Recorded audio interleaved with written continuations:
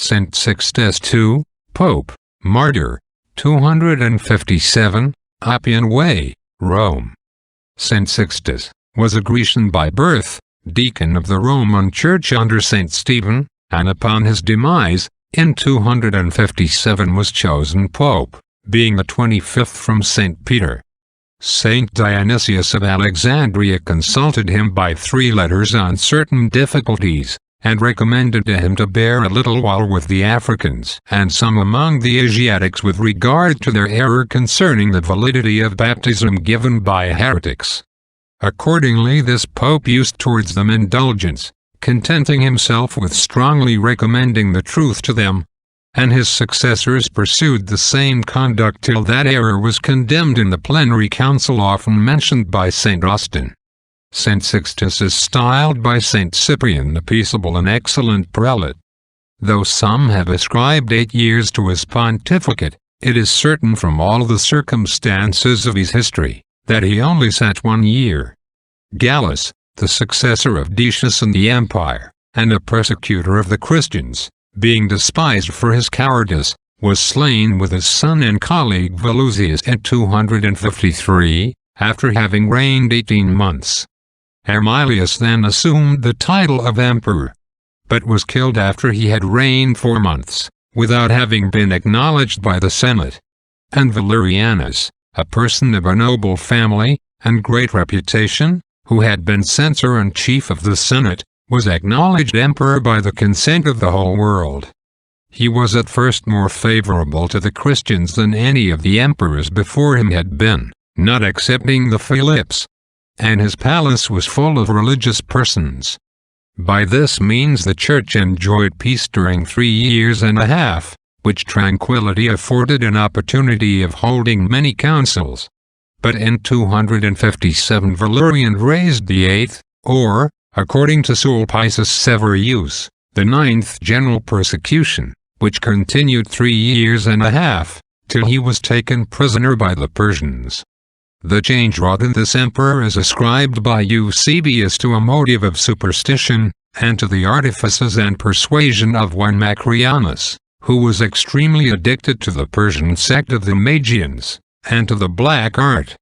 This man, whom Saint Dionysius of Alexandria calls the Archmagian of Egypt, had worked himself into the highest favor with the superstitious emperor, was raised by him to the first dignities of the state, and persuaded him that the Christians, by being avowed enemies to art magic, and to the gods, obstruct the effects of the sacrifices, and the prosperity of his empire. Valerian had reason to tremble for his own safety upon the pinnacle of his honors, for some compute that only 6, out of 30 emperors, who had reigned from Augustus to his time, had escaped the violent hands of murderers. But, by declaring himself an enemy to the servants of God, he dug a pit for his own ruin. He published his first edict against them in April, 257, which was followed by the martyrdom of Pope Stephen and many others. The persecution grew much more fierce in the following year, when Valerian, marching into the east against the Persians, sent a new rescript to the Senate to be passed into a law, the tenor and effect of which Saint Cyprian notified to his fellow bishops in Africa as follows: Valerian has sent an order to the Senate, importing that bishops, priests, and deacons should forthwith suffer, even although they should be willing to conform, but that senators, persons of quality, and Roman knights, should forfeit their honors, should have their estates forfeited, and if they still refuse to sacrifice, should lose their heads, that matrons should have their goods seized, and be banished, that any of Caesar's officers or domestics who had already confessed the Christian faith, or should now confess it, should forfeit their estates to the exchequer, and should be sent in chains to work in Caesar's farms. To this order the emperor subjoined a copy of the letters which he hath dispatched to the presidents of the several provinces concerning us, which letter I expect, and hope will soon be brought hither. You are to understand that Xisti, bishop of Rome, suffered in the cemetery upon the 6th day of August, and with him Quartus.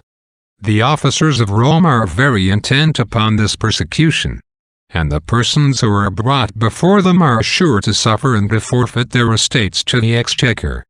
Pray notify these particulars to my colleagues, that so our brethren may everywhere be prepared for their great conflict. That we may all think rather of immortality than death, and derive more joy than fear or terror from this confession, in which we know that the soldiers of Christ are not so properly killed as crowned. St. Sixtus suffered in a cemetery, for the Christians, in the times of persecution, resorted to those subterraneous caverns to celebrate the divine mysteries. Here they met, though Valerian had forbidden them to hold assemblies, and here they were hunted out. Quartus must have been a priest or deacon, otherwise he would not have suffered upon the spot, but been first pressed by the rack to sacrifice. Some think this name Quartus a slip of the copiers, and read this passage as follows, with 4 deacons.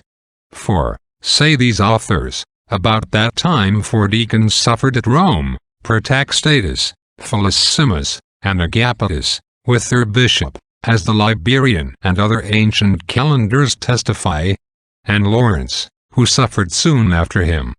This last was his archdeacon, and seeing him led to execution, expostulated with him, lamenting to be left behind.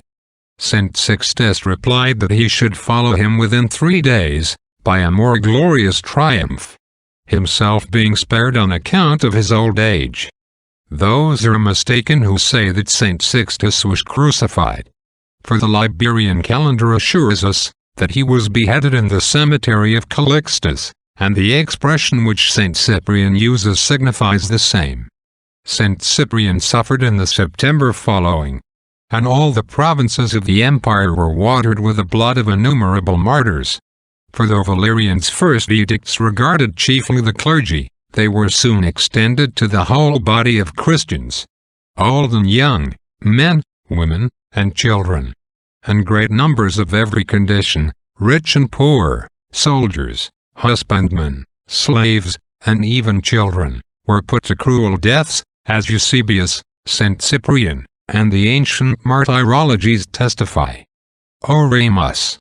O God, who dost permit us to celebrate the birthday of thy holy martyrs, Sixtus, Felicissimus and Agapitus, mercifully grant that we be kindled by the example of those in whose merits we rejoice.